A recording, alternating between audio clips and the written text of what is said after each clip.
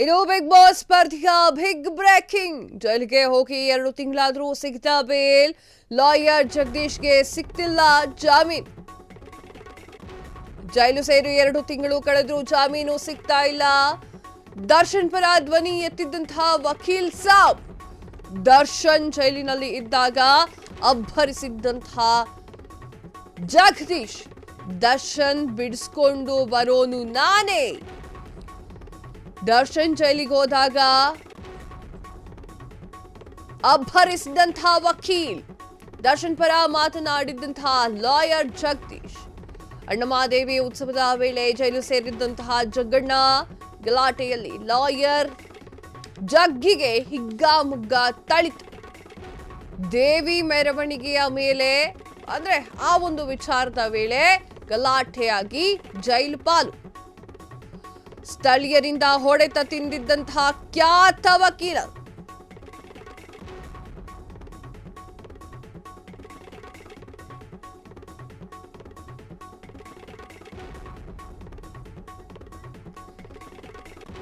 S, ಸ್ಥಳೀಯರಿಂದ ಹೊಡೆತ ತಿಂದಿದ್ದಂತಹ ಖ್ಯಾತ ವಕೀಲ ಗಲಾಟೆ ವೇಳೆ ಮಾರಕಾಸ್ತ್ರವನ್ನ ಹಿಡಿದಿದ್ದೇ ಮುಳುವಾಯ್ತಾ.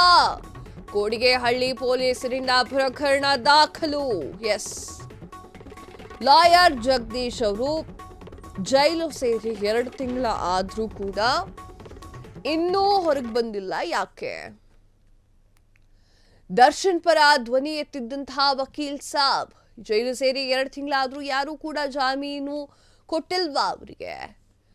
ದರ್ಶನ್ ಜೈಲಿನಲ್ಲಿ ಇದ್ದಾಗ ಅಬ್ಬರಿಸಿ ಬೊಬ್ಬಿರಿದ್ದಂತಹ ಲಾಯರ್ ಜಗದೀಶ್, ದರ್ಶನ್ ಬೆಳೆಸ್ಕೊಂಡು ಬರೋ ನಾನೇ.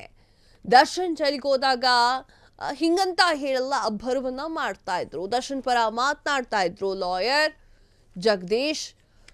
ಒಂದು 2-2.5 ತಿಂಗಳ ಹಿಂದೆ ಅಣ್ಣಮಹಾದೇವಿ ಉತ್ಸವದ ವೇಳೆ ಜೈಲು ಸೇರಿದಂತಹ ಜಗ್ಗಣ್ಣ ಗಲಾಟೆಯಲ್ಲಿ ಲಾಯರ್ಗೆ ಹಿಗ್ಗಾಮುಗ್ಗ ತಳೆದಿದ್ದಾರೆ ಅಲ್ಲಿರುವಂತಹ ಯುವಕರು. ಆ ಒಂದು ಕಾರಣಕ್ಕಾಗಿ ಜೈಲು ಸೇರಿದ್ರು.